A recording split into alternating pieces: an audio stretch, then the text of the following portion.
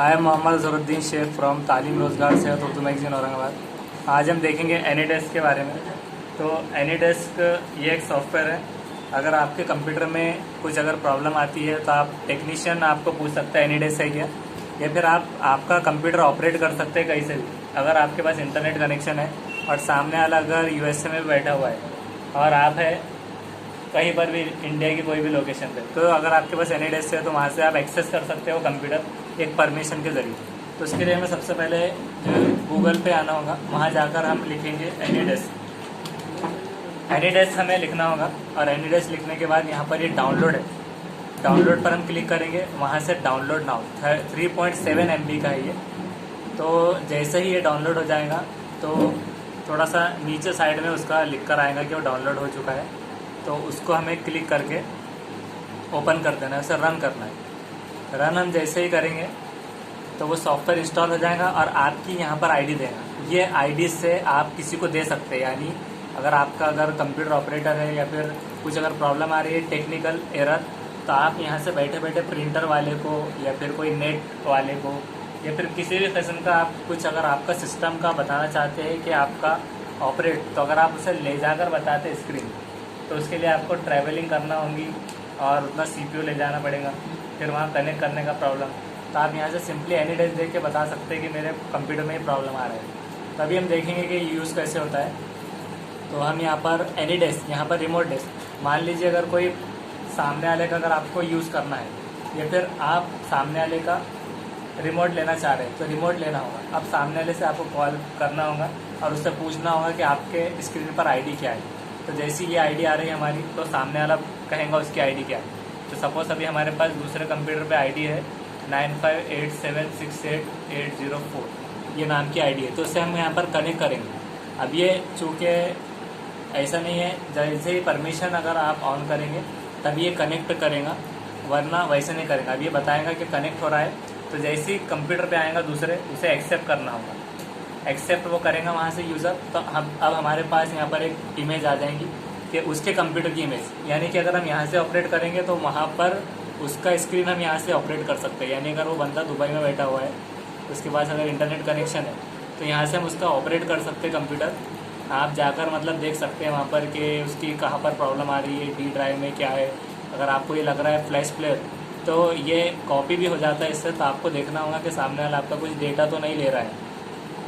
आप यहाँ से लेने के बाद आपका जो कंप्यूटर है यहाँ पर, जैसे कि फ्लैश प्लेयर है, तो वहाँ से उसका उठाकर यहाँ पर रख सकते हैं डाउनलोड्स में या फिर जहाँ पर भी रखना हो आपको।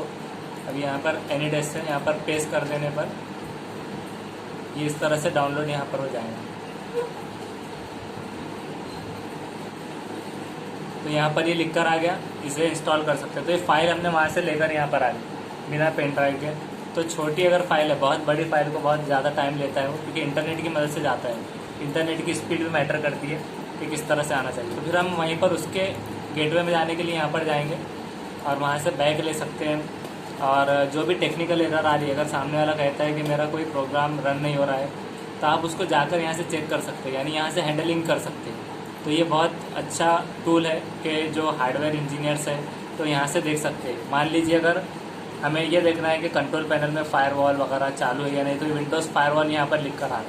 तो हम सामने वाले का एनीडेस्क लेने के बाद उसको ऑपरेट कर सकते हैं डायरेक्टली। अगर उसको समझ में नहीं आ रहा है कि कहाँ से जाना है, बंद है या नहीं, वहाँ से इसे हम सेटिंग्स पूरी परफॉर्म कर सकते हैं यहाँ से। तो ये था कि हम किसी का लॉगिन कैसे यूज़ करेंगे। अब मान लीजिए कि उस यूज़र को हमें आईडी देना है, तो हम कैसे करेंगे। तो ये सब हम कट कर देते हैं। अब हम यहाँ पर ये हमारी आईडी सामने वाले यूज़र को देंगे, उसे एनीडेस्क में जाना होगा। तो यहाँ पर से यूज़र जाता है एनीडेस्क पर, तो एनीडेस्क में आने के बाद वो डालेगा यहाँ पर नंबर। तो हम उसे कहेंगे टाइप करने के लिए 126550949। तो ये एड्रेस देने के बाद कनेक्ट करने पर किस तरह से इसकी स्क्रीन पर शो होता है, ये हम आपको बताते हैं। अब ये यहाँ पर से रिक्वेस्ट सामने वाला करेगा तो यहाँ पर आता है। जब तक आप उसको एक्सेप्ट नहीं करते तो आपको पता होता है कि कौन आपसे कनेक्ट कर रहा है। तो ये क्या क्या परमिशन देंगे आप यहाँ से आप क्रिएट कर सकते हैं। यानी अगर आपको उसको पर्टिकुलर देना है कि आपको अलाउ टू यूज़ क्लिपबोर्ड, अगर आपने हटा दिए तो कॉपी नहीं कर सकेंगे। अगर आपने यहाँ पर ये हटा दिया कि allow to use file manager नहीं देखना है, नहीं दिखेगा। Allow to use ear sound, उसको साउंड सुनाई नहीं दे हमारे कंप्यूटर की, आप उसे बंद कर सकते हैं। Allow to use draw screen पर ड्रॉ नहीं कर सकता, जो भी यानी साइन कर सकता है वो, और रिकॉर्ड कर सकता है सेशन। तो आपने एक डिसेबल कर दिया तो रिकॉर्ड भी नहीं कर सकेगा सेशन, यानी उसको धुंधला दिखेगा, ब्लैक स्क्रीन दिखेगी अगर उसने रिकॉर्ड भी करता है कैम स्कैनर से, कोई रिकॉर्डर से। तो यहाँ पर हम परमिशन दे सकते हैं कनेक्ट करने से पहले। Lock desktop session and, lock कर देना है या नहीं, तो ये सब सारी चीज़ें लॉक भी नहीं कर सकेंगे हमारा डेस्कटॉप। और अगर हम ये सारी परमिशन अगर ऑन रखते हैं तो थोड़ा हमें ध्यान रखना होगा कि सामने वाला क्या कर रहा है। अब इसमें अच्छी बात यह है कि अगर हम इसे एक्सेप्ट कर देते हैं तो अब यूज़र को हम कहेंगे कि वो यहाँ पर हमारे ऑपरेट करे कंप्यूटर, तो ये सामने वाला ऑपरेट करेगा वहाँ से। लेकिन जैसे ही हम हमारा परफॉर्म करेंगे एक्शन, तो उसका माउस बराबर से क्लिक नहीं होगा।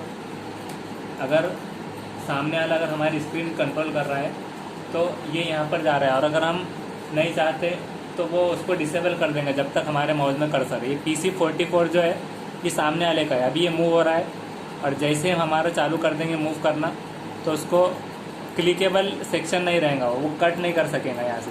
जैसे कि यहाँ पर क्लिक कर रहा है PC44 और यहाँ से हम दूसरा परफॉर्म कर रहे हैं तो क्लिक नहीं होगा, और अगर हम परफॉर्म नहीं करते हैं तो कट हो जाएगा। तो इस तरह से यहाँ पर से ये फोर्स एक्शन भी अप्लाई होगा कि अगर आप उसको अगर माउस हिलाएंगे तो सामने वाले का बराबर से परफॉर्म नहीं करेगा।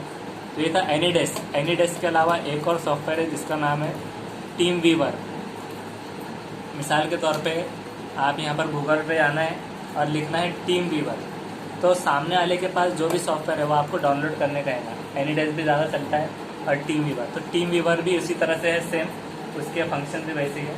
तो उससे हम एक्सेस करने के परमिशन भी दे सकते हैं और किसी और यूज़र का इंटरनेट एक्सेस कर सकते हैं अगर वो कहीं दूर हो अगर।